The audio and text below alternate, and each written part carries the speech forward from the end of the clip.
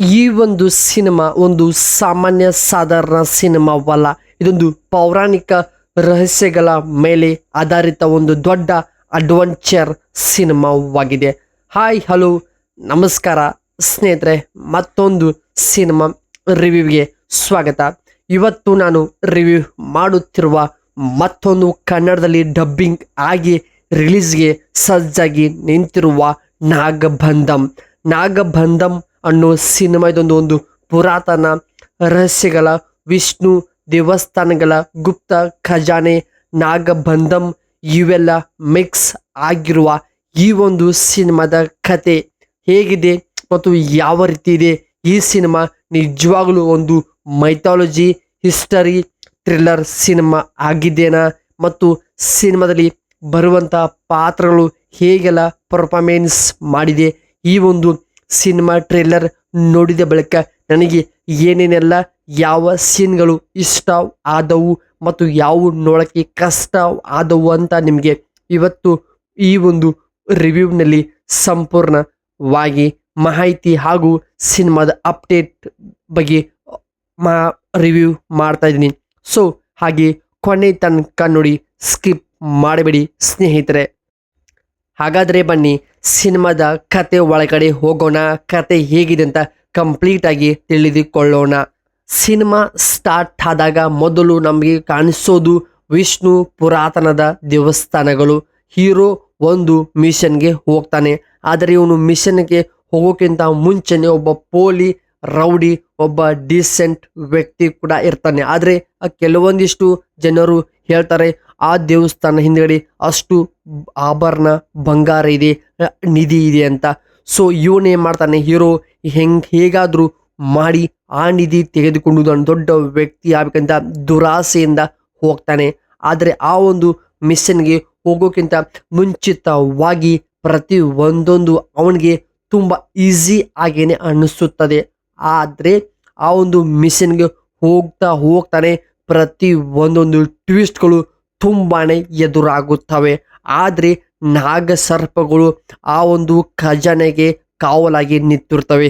ಅವನ್ನೆಲ್ಲ ಎದುರಿಸಿ ಆ ಒಂದು ಬಂಗಾರ ಖಜಾನೆಯನ್ನು ಹೊರಗೆ ತರೋದು ತುಂಬಾನೇ ಒಂದು ದೊಡ್ಡ ರಿಸ್ಕ್ ಇರುತ್ತದೆ. ಅಂಥ ಒಂದು ಸಂದರ್ಭದಲ್ಲಿ ಸುಮಾರಷ್ಟು ತೊಂದರೆಗಳು ಎದುರು ಕೂಡ ಆಗುತ್ತವೆ. ಅಷ್ಟಕ್ಕೂ ಅವನು ನಿಜವಾಗಲೂ ಆ ಬಂಗಾರ ಖಜಾನೆ ಆಭರಣಗಳನ್ನು ಆಚೆಗೆ ತರ್ತಾನ ಅಥವಾ ಅಲ್ಲೇ ಸಾಯ್ತಾನಂತ ನೀವು ಸಿನಿಮಾ ನೋಡಿ ತಿಳಿದುಕೊಳ್ಳಬೇಕು. ಏಕೆಂದರೆ ಈ ಒಂದು ಸಿನಿಮಾ ಒಂದು ಮಿಸ್ಟರಿ ಸಿನಿಮಾವಾಗಿದೆ. ಪ್ರತಿ ಒಂದೊಂದು ಸೀನ್ ನೋಡುವಾಗ ಸಸ್ಪೆನ್ಸ್ ಕೂಡ ಇದೆ ಮತ್ತು ವಿಜುವಲ್ಸ್ ಕೂಡ ನೋಡುವಾಗ ಒಂದು ಬೇರೆ ಲೆವೆಲ್, ದೊಡ್ಡ ಬಿಗ್ ಬಜೆಟ್ನ ಸಿನಿಮಾ ಅಂತ ಅನಿಸುತ್ತದೆ. ಅಷ್ಟು ಚೆನ್ನಾಗಿರುವಂಥ ಒಂದು ಫೀಲ್ ಕೂಡ ಕೊಡುತ್ತೆ. ಪ್ರತಿ ಒಂದೊಂದು ಫ್ರೇಮ್ ಕೂಡ ಬೇರೆ ಲೆವೆಲಲ್ಲಿ ಸ್ಕ್ರೀನ್ ಮೇಲೆ ಪರ್ಫಾರ್ಮೆನ್ಸ್ ಕೂಡ ಚೆನ್ನಾಗಿ ವರ್ಕ್ ಆಗಿದೆ.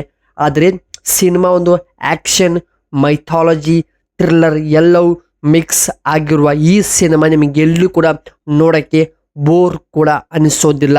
ಏಕೆಂದರೆ ಅಷ್ಟು ಚೆನ್ನಾಗಿ ಪ್ರತಿ ಒಂದೊಂದು ಹಿಸ್ಟರಿ ಆಗ್ಬೋದು, ಆ ಒಂದು ದೇವಸ್ಥಾನಗಳ ನಿರ್ಮಾಣ ಆಗ್ಬೋದು, ತುಂಬ ಚೆನ್ನಾಗಿ ಗ್ರಾಫಿಕ್ಸ್ ಕೂಡ ಯೂಸ್ ಮಾಡಿದ್ದಾರೆ. ಆದರೆ ಕ್ಲೈಮ್ಯಾಕ್ಸ್ ಬಂದಾಗನೇ ಸಿನಿಮಾದ ಇನ್ನೊಂದು ಮುಖ ತೋರಿಸುತ್ತದೆ.